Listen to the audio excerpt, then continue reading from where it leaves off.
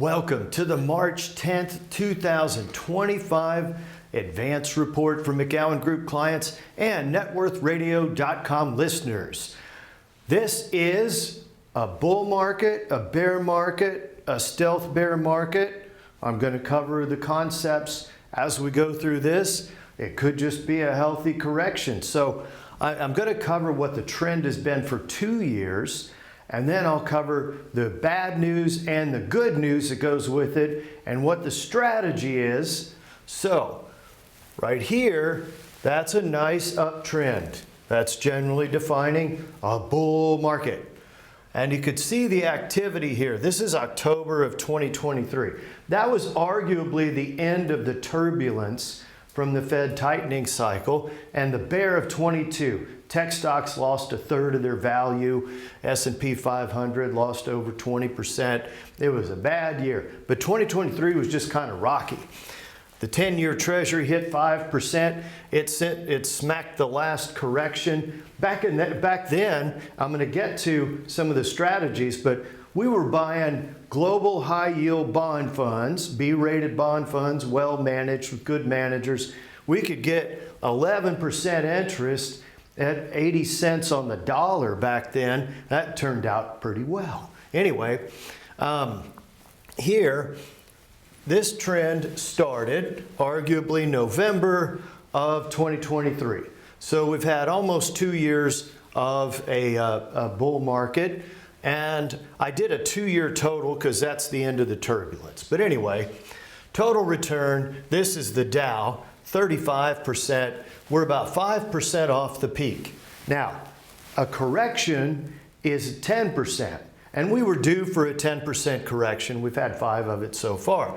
But notice the tendency, you tend to bounce off of this white line. What's the white line? It's called the 200-day moving average. All the fancy hedge funds and traders look at that number. And then if you really break much below it, then it's like, Katie, bar the door. So as long as we don't crack it with distance, and I'll show you how it got cracked in the other indexes, but still was in a bull market. But as long as you don't go too far below that, the traders will say, we're still long-term in a bull market. What else happened? All right, so this is the NASDAQ. This is NASDAQ 100. That's primarily the tech stocks. Whoa, that's a correction. At the lows, they were down 10% from their peak. Official correction went below their 200-day moving average, but they did it back here as well, and then the bull market resumed. Well, arguably, a bunch of the tech stocks are way overpriced. Just ridiculous pricing. Everybody's all hyped up on AI mania, right? And the tech stocks going up to 50 and 100 times earnings, and people paying arguably stupid prices longer term because you can't afford much disappointment. Anyway, this looks like a healthy correction so far, just to define where we are. Now, what's a stealth bear market? All right. That's like 2023. You just kind of went sideways while earnings were going up, and then you had a bull market. A stealth bear is when you have a correction and you kind of go sideways and it's frustrating. Most of the time, you don't get an official bear market down over 20%. Most of the time, when the market gets a little overpriced like the tech stocks, you'll just kind of go sideways if the earnings actually go up. And we're about to get to that. By the way, I'm Spencer McGowan, your financial weatherman. Be sure to subscribe because some of the things that we cover are actually way ahead of the other financial media. So I've got some good news and bad news for you. We serve affluent families right from the Crescent in Dallas. I'm the president of McGowanGroup Wealth Management. We love our clients, and this is the team you want on your side to help with estate planning, with your estate planning attorney, your CPA. CPAs love us because we give them all the documents on our side that they're going to need, and we help coordinate tax policy. But that's a different episode. Here we go. Wow, what's this? This is the S&P 500. A big part of that is made up by the tech stocks, and you can see it's 6% below. And what is it on? The 200-day moving average. Funny how traders look at that. Now, if you crack it with distance, Then you got a kind of a different market, and it'll depend on earnings, which we're about to get to. But you could see the tendency to bounce off of that, and right here you did that too. So the 2-year return is 49%, and it's 6% off of its high right there. So according to the Trader's Almanac, we would still be in a bull market if we don't crack that too far. So it's an important week ahead, and we'll have all the details. Bad news. What's this? Now, some of this is the Doge effect. In the mainstream media, you probably heard Elon Musk and what a horrible thing he's doing by cutting government waste. But anyway, longer term, that's great for inflation because government spending, when that deficit starts to drop, you're going to have a much more optimistic financial market when the U.S. begins to reduce the $2 trillion deficit. They don't have to balance the budget for it to be good news. You just have to move in the right direction. That'll be a cataclysmic shift to the positive side. But part of the impact is right here. Net exports were part of this too. What does the Atlanta Fed say? Well, they said growth was running close to 3%. Now they're a minus 2.4%. That's an economic contraction. It could be a stealth recession. What's a stealth recession? Well, that's like Argentina had. They cut government spending. Government spending's part of economic activity. They cut it by 30%, minus 2.4% overall. The private sector grew from deregulation. Do those concepts sound familiar about what's happening right now? You bet they do. And by the second half of the year, you could have some hugely positive impacts from deregulation, profits, people make more stuff, they're more productive, and what happens to inflation? It comes down, especially because of the government spending. But it's a negative on GDP being factored in at least immediately. This is the good news.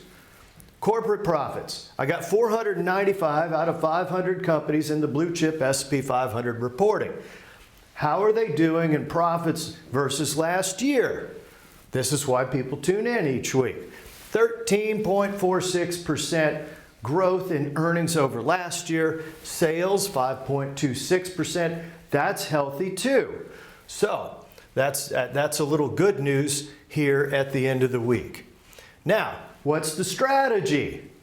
I want to be good at 4 categories, and so does the team. Tactical safety, that's your dry gunpowder for corrections and bear markets, because you can go to the other categories and buy bargains and get pay raises. High cash flow, what's that? Global lending. That is the high yield part of the portfolio. You want to be the bank. You want to get interest every single day. And you want to have good managers that minimize your defaults. I mentioned buying that stuff back in October of 23, and it's up about 20% plus the yield. That's a competitive return, beating the target. Growth with innovation. We don't want to leave great companies behind. And our growth and innovation portfolio, investment committee looks each week, and we don't like to overpay for stuff. We like to have great companies that innovate. Now, dividend companies. Energy infrastructure is a big part of that. Natural gas is up 120% over last year. Has to go through the pipelines. That makes up a big part of the dividend side. And we've got good blue chips in there. And so the growth with income is part. How do you adjust? Because this is flexible. Well, if everything crashes, you use your tactical dry gunpowder and you get some more bargains. If this goes to a premium, we'll harvest that. And we've been doing that when it happens. So now you have a coherent strategy with 4 asset categories instead of just wondering if NVIDIA will go back up.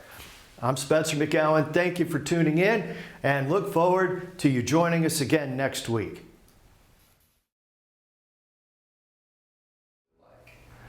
Thank you for tuning in today to Net Worth Media. We also have Apple Podcast. Simply type in Net Worth Radio and boom, it'll hit your phone right then. If you also go to networthradio.com on a browser, you're going to be able to meet the team. You can see our performance track record, the model portfolios that go with today's broadcast. Also at networthradio.com, the longer play podcast is available there as well. We're grateful that you've tuned in. Remember, when we talk about a security, it doesn't make it a recommendation for your portfolio until we actually complete a written plan for you by Zoom or in office or simply a conference call. So you reach us at networthradio.com if you want to get that arranged. Market fluctuations and how to handle them. We build high cash flow portfolios, and past performance doesn't guarantee future results, so you do have to be ready for challenging markets. We can build more cash flow during challenging markets than we can when everybody's happy and everything's up, which is when we tend to raise tactical safety. Those allocation strategies are here at networthradio.com. Thank you for tuning in.